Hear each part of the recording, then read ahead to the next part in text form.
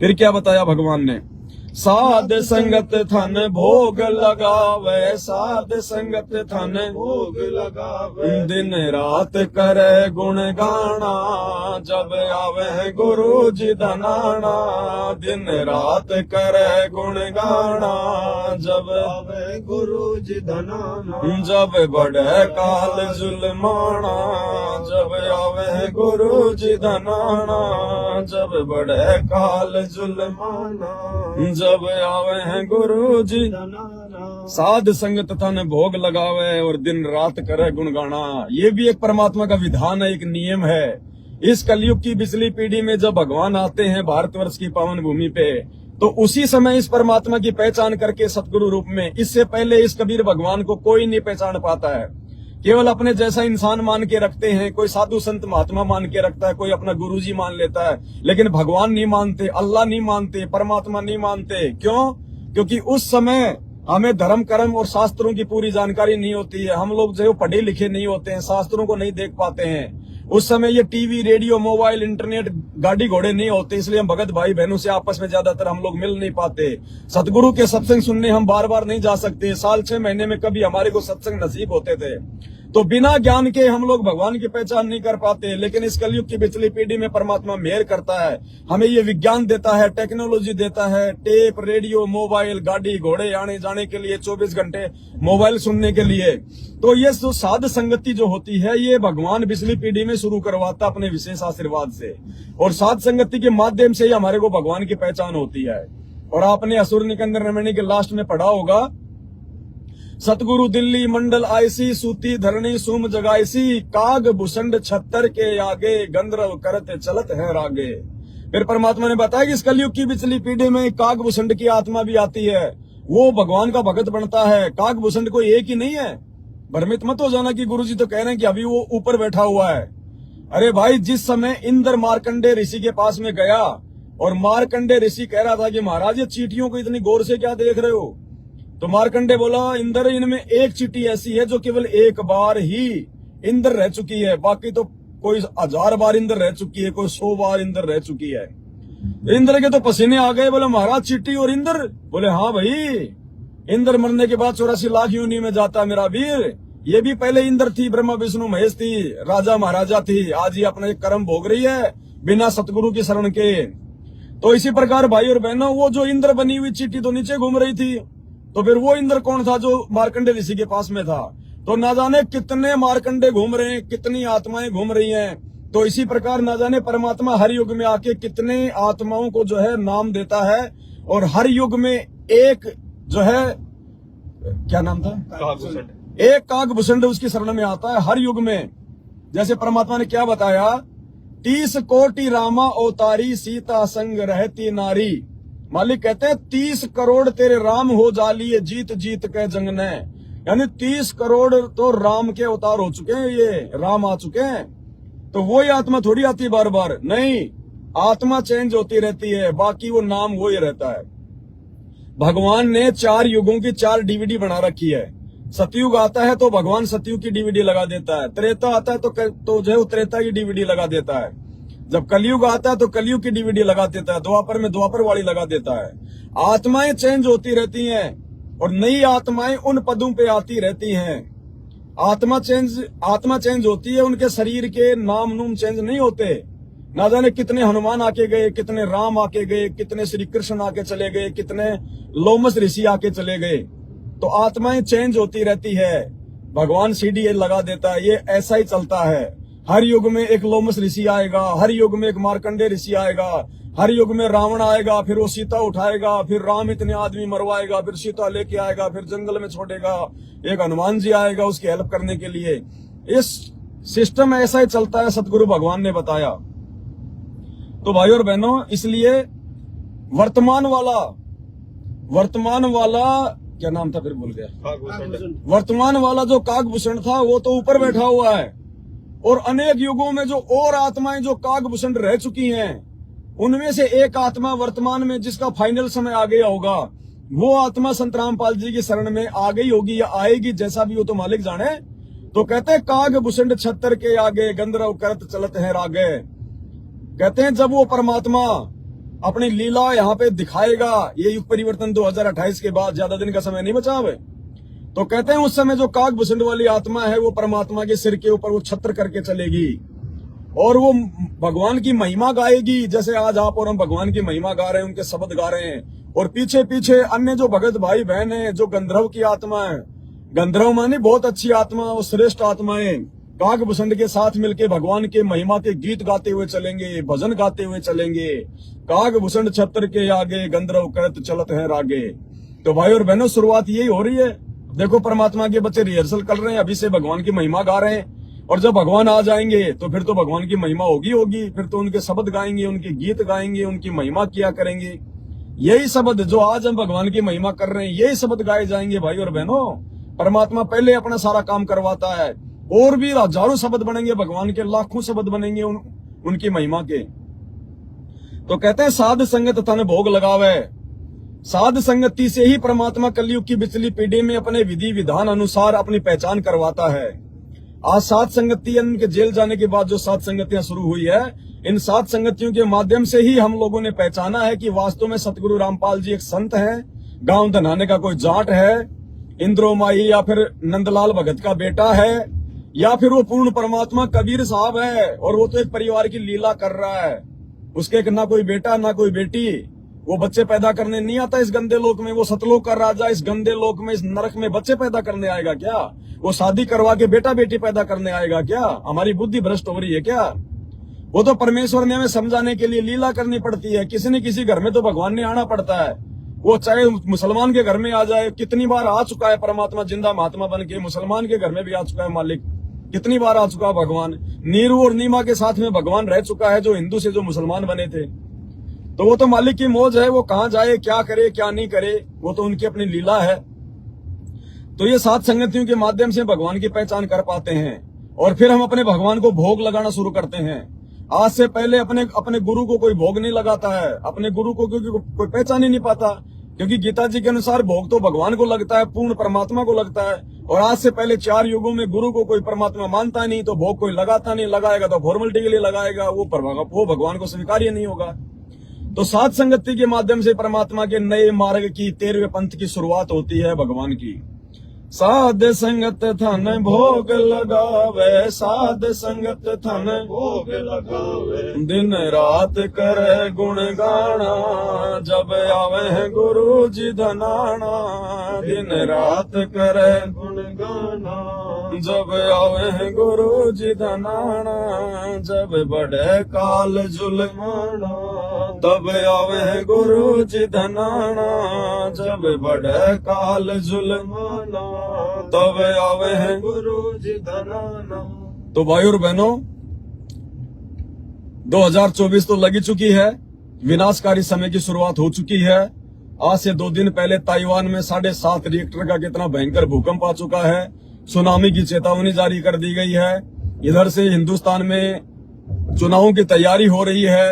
हालांकि बड़ा मुश्किल है, चुनाव हो भी जाए ना भी हो जाए, क्योंकि काल इतनी आसानी से अब लोगों को जीने नहीं देगा। बहुत भयंकर विकट परिस्थितियां पैदा होंगी। ज्ञान गंगा के अनुसार देश में जगह जगह इमरजेंसी लगेगी, राष्ट्रपति शासन लगेगा, कुछ ही दिनों में शुरुआत हो जाएगी। ऊपर से प्राकृतिक आपदाओं का दौर शुरू हो जाएगा। बारिश का मौसम आते बाढ़, भूकंप, भूस्खलन, ओलावृष्टि, अतिवृष्टि, ऊपर से फिर बीमारियां, वायरस वगैरह। दुनिया में लड़ाइयां झगड़े चल रही है, विश्व युद्ध की तैयारी हो रही है। लोगों की फसलें बर्बाद होंगी, खाने को दाना नहीं होगा, भूखमरी फैलेगी, आपस में गृह युद्ध होगा, मारकाट होगी, राजा लोग छोड़ छोड़ के भाग जाएंगे। ये राजपद इनकी स्थिति संभालने में नहीं आएगी। इतना भयंकर दुर्गति होने वाली है 28 तक, नोट कर लेना। 2028 ये ज्ञान गंगा में लिखी हुई भविष्यवाणी है भगवान के द्वारा। 2028 लास्ट युग परिवर्तन का समय है। तो उन परिस्थितियों में भाई और बहनों हम कैसे बचेंगे? बचाएगा सतगुरु, सतगुरु की शरण है। लेकिन कौन सी शरण है? मर्यादित शरण, मर्यादित भक्ति बचाएगी। और जो हम परमात्मा की महिमा कर रहे हैं, मालिक का हम ये गुणगान कर रहे हैं, भगवान हमें हिम्मत दे रहा है, हमें चार्ज कर रहा है परमात्मा। ये भगवान दिन रात सुबह शाम जो भोग लगा लगा के हलवे राम खिलवा रहा है ना, उस भोजन को शुद्ध करके खिला रहा है, वो पवित्र अमृत खिला रहा है। ये उस भगवान के उस भोग प्रसाद की ही ये मतलब पावर है, जो हम परमात्मा के लिए इतना थूक बिलो रहे हैं, अपने आत्म कल्याण के लिए, भगवान को समझ के, जान के, पहचान के। हमारा और कोई मकसद नहीं है। देश दुनिया, ये समाज, ये रिश्तेदारी, ये दुनियादारी से हमारा कोई लेना देना नहीं है। हमारा किसी से कोई बैर नहीं है, कोई दुश्मनी नहीं है। अगर काम होता है तो रिश्तेदारी में भी जाएंगे, लेकिन जाएंगे तो प्यार प्रेम से उनको समझाएंगे, मानेंगे तो ठीक है, नहीं तो ज्यादा लाग लपेट नहीं, फालतू में जाएंगे नहीं, ब्याह शादी वगैरह में फालतू में कोई मतलब नहीं है। और हर प्रकार से अपने गुरु भगवान पर समर्पित होंगे और दिन रात उन्हीं की महिमा करेंगे। महिमा जैसे हम 3 समय की आरती करते हैं वो भी भगवान की महिमा है, मंत्र जाप करते हैं वो भी भगवान की महिमा, सत्संग सुनते हैं वो भी भगवान की महिमा है। और ये विशेष जो हम परमात्मा की जो चर्चाएं करते हैं, ये शब्द के माध्यम से या वैसे शंका समाधान के माध्यम से लाइव आकर वीडियो बनाकर, ये भी परमात्मा की महिमा है। लेकिन ये सारी चीजें उस समय काम करेंगे जब मर्यादा रहेगी। अगर गंदी राजनीति करोगे, अभी देख लेना थोड़े दिन में, ये अभी चुनाव होने वाले हैं, चुनाव से 4-5 दिन पहले इन काल एजेंटों का पेड़ा पर्चा आ जाएगा सतलोक आश्रम मैनेजमेंट हरियाणा वालों का, कि गुरुजी का आदेश है बीजेपी सरकार को वोट डालना है। अभी आ जाएगा इनका आदेश।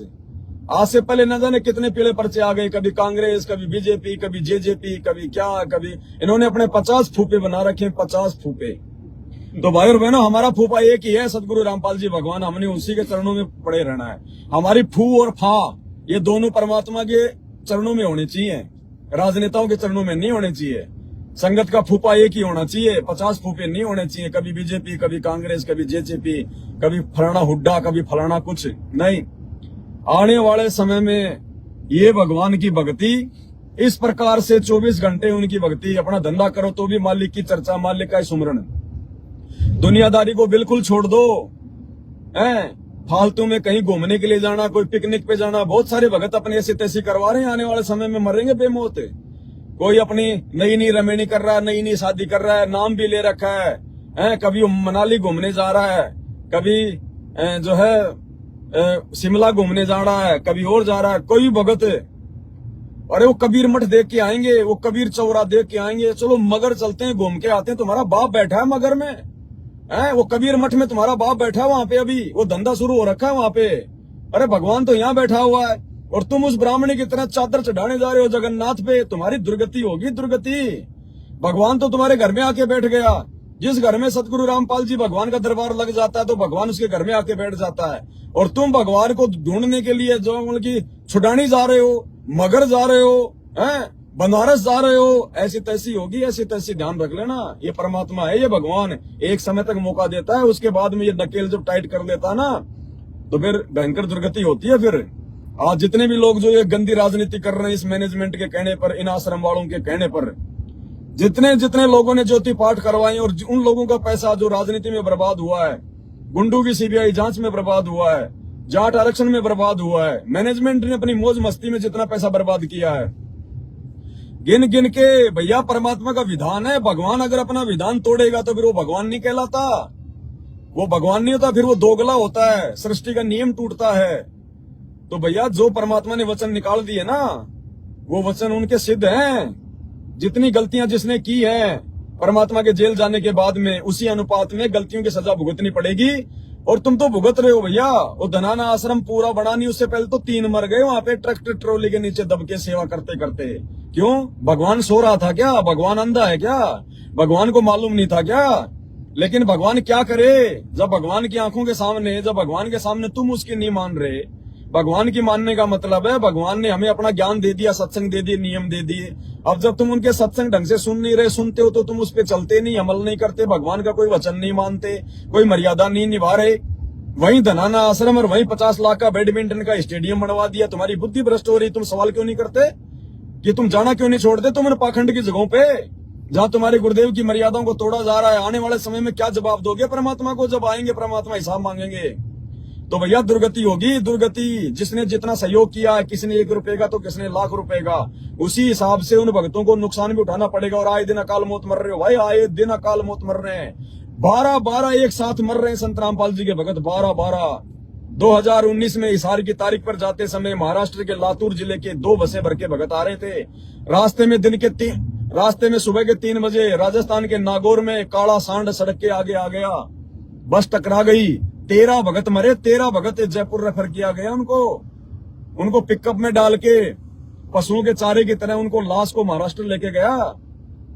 और इस हाल की तारीखों पर आते जाते समय कितने सैकड़ों भगत बेमौत मर गए, अकाल मौत मर गए। और जिन जिन लोगों ने 2019 में सतलोक आश्रम मैनेजमेंट वालों से, रोहतक से या धनाना से, कहीं से भी सार नाम लिया, उनकी तो दुर्गतियां हो रही हैं और होंगी उनकी दुर्गतियां। जिसने सार नाम ले लिया वो तो बच नहीं पाएगा परमात्मा के कहर से, वो बच नहीं पाएगा। उसने तो अपना धर्म कर्म ही नष्ट कर दिया पूरा। और भैया दुर्गति होगी, इसमें कोई दो राय नहीं है। नोट कर लेना ये चीज, किसी की पहले तो किसी की बाद। जिसका मटका जैसे खाली होता चला जाएगा वो वैसे ही वो प्यास मरता चला जाएगा। तो जिसने जैसी भक्ति की थी, थोड़ा बहुत मर्यादा में रह के, जो बैटरी चार्ज थी, और फिर उल्टे कुक्रम करके गुरुदेव के जाने के बाद में बिना ज्ञान को आधार बनाए, और तुमने जो इन कुपात्रों का, इन काल के एजेंटों का सहयोग किया है, गुरुदेव के बेटा बेटी, भाई बंधु, रिश्तेदार, इन कोऑर्डिनेटरों का, उसी अनुपात में सजा भोगनी पड़ेगी। काल कसाई तक तक मारे, पग पग पे यो बाणा, दुर्गति करेगा। सौभाग्य साथ संगत से जुड़े हुए भाई बहनों का, परमात्मा के आशीर्वाद से, कि हमें परमात्मा ने साथ संगति से जोड़ के, हमारा ज्ञान योग खोल के, हमारी बुद्धि खोल के, काल की सूक्ष्म चाल से बचाए रखा भगवान ने। और हम आज भगवान की भक्ति कर पा रहे हैं उनके आशीर्वाद से, मर्यादा में रह के। नहीं, हम भी तुम्हारे जैसे जीव हैं, काल हमारी भी चोटी पकड़ के वहीं बैठा देता, हम भी मैनेजमेंट के जो है तलवे चाट रहे होते। लेकिन परमात्मा के विशेष मेहर, विशेष आशीर्वाद हम आत्माओं के ऊपर, और ये विशेष मेहर और आशीर्वाद परमात्मा का हम हटने नहीं देंगे अंतिम श्वास तक। अंतिम श्वास तक नहीं हटने देंगे, चाहे हमारी मौत ही क्यों ना हो जाए, वो भगवान देगा फिर आगे। लेकिन भगवान की मर्यादा नहीं तोड़ेंगे किसी भी कीमत पर। ना हम लड़ेंगे, ना डरेंगे, ना हम झुकेंगे, क्योंकि परमात्मा कहते हैं संत का काम होता है, संत किसी से लड़ता नहीं, संत किसी से डरता नहीं। शेर, सूरमा, कोयल और संत ये आगे को बढ़ते हैं, बैक नहीं होते, पीछे नहीं होते। अपने मकसद से, अपने टारगेट से, अपने ये लक्ष्य से पीछे नहीं हटते। तो भगवान ने हमें अपना टारगेट बता दिया, मकसद बता दिया, लक्ष्य बता दिया। अब हम इन काल एजेंटों के डर से, इनके भय से अब तो टूटने का सवाल ही नहीं है। 8 साल से इन्होंने जितने कुकर्म करने थे, जितना तोड़ना था तोड़ के देख लिया, मार लिया, पीट लिया, गाली गलौज निकाल लिया, संगत से बेदखल कर दिया, मुकदमे करवा दिए, हर प्रकार का इन्होंने दास के ऊपर जो है इल्जाम लगा दिया। हमारे सत्सेवक भाई बहनों को इन्होंने खूब दुखी किया, परेशान किया। साथ संगतियों में ये लोग कितनी बार पुलिस लेके आए, अपने गुंडों को भेज के मार पिटाई करवाई, लेकिन मालिक के बच्चे नहीं रुके, नहीं झुके, नहीं टूटे। और आज देखो साथ संगतियों पे कितनी बड़ी मेहर भगवान की। आज भगवान ने अपने उन्हीं बच्चों को अपनी पलकों पे बैठा लिया है। मालिक अपने हाथों पे रखते हैं अपने बच्चों को, किसी भी सत्सेवक का उंगली का नाखून तक नहीं उतर रहा, और इनकी जो है गर्दन उतर रही है, गर्दन। भाई और बहनों, ऐसे ऐसे उदाहरण आपको क्या बताएं। एक माई सारनाम लेके आई थी, दूसरे दिन घर के बाहर पानी भर रही थी, एक बोलेरो गाड़ी आई स्पीड में, उसके टक्कर मारी, 2 टूक हो गए उसके, वो सारनाम वाली के 2 टूक हो गए। एक सारनाम लेके आए थे राजस्थान के, दोनों मियाँ बीवी ट्रक के नीचे आ गए, मोटरसाइकिल चला रहे थे, खोपड़ी फूट गई तरबूजे की तरह। ना जाने कितने उदाहरण बताएं आपको आए दिन। अभी एक यहाँ का जोधपुर का भगत था, वो अयोध्या के भंडारे में जा रहा था, जो मैनेजमेंट ने जो मनमाना आश्रम वहां पे जो है शुरू कर रखा था, बस में बैठ के जा रहा था। अचानक से बस ने ब्रेक लगाए, उसके झटका लगा, कोई रीढ़ की हड्डी क्या हो गई, उसकी सरक गई। बाकी जगत वालों को कुछ नहीं हुआ, और जो भगवान का अपने आप को भगत कहता है उसके झटका लग गया। अयोध्या छोड़ो, वापस घर चला गया। 1 महीने बाद भुगत के मरा, वो भुगत के जो अयोध्या के भंडारे में जा रहा था। अरे कितने उदाहरण दें भगत भाइयों आपको, इनके कोऑर्डिनेटरों की अकाल मौत। लेकिन ढीठ हो रहे हैं ये, माया ने इनको जकड़ लिया। गरीब माया का रस पिए कर हो गए डामाडोल। और ऐसा सतगुरु हम मिला, ज्ञान योग दिया खोल। सत्सेवकों को तो भगवान ने ज्ञान योग खोल दिया, उन बुराइयों से बचा लिया। और ये अपने स्वार्थों में आके, माया में डूब के ये डामाडोल हो गए, डामाडोल। इनको कुछ नहीं सूझ रहा कि क्या सही और क्या गलत है। इनको केवल माया दिखाई देती है, अपना स्वार्थ दिखाई देता है। तो भाई और बहनों, दया परमात्मा की, जहां से चले थे वहां से भगवान ने अपनी महिमा शुरू करवाई गाड़ी में, और अब अपने घर पे पहुंचने वाले हैं। 5-7 मिनट का रास्ता है। तो अब हम लाइव को समाप्त करते हैं, फिर संध्या आरती का भी समय हो जाएगा। तो भाई और बहनों, इसी प्रकार से हमने हर प्रकार से अपने भगवान के इर्द गिर्द रहना है। भगवान के इर्द गिर्द, दुनियादारी में, यार दोस्ती में, फालतू की जो है बातों में नहीं फंसना बिल्कुल भी। अपना एक एक समय का, एक एक सेकंड का हमने सदुपयोग करना है।